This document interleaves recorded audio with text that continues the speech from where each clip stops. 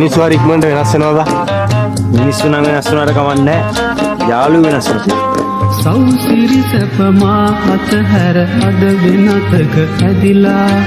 පින්මද තනිකම තනියට මගේ පැල තුල රැඳිලා විතු සිතු අම්රෝ වැනි ඔබ කොතැනද මිතුරනි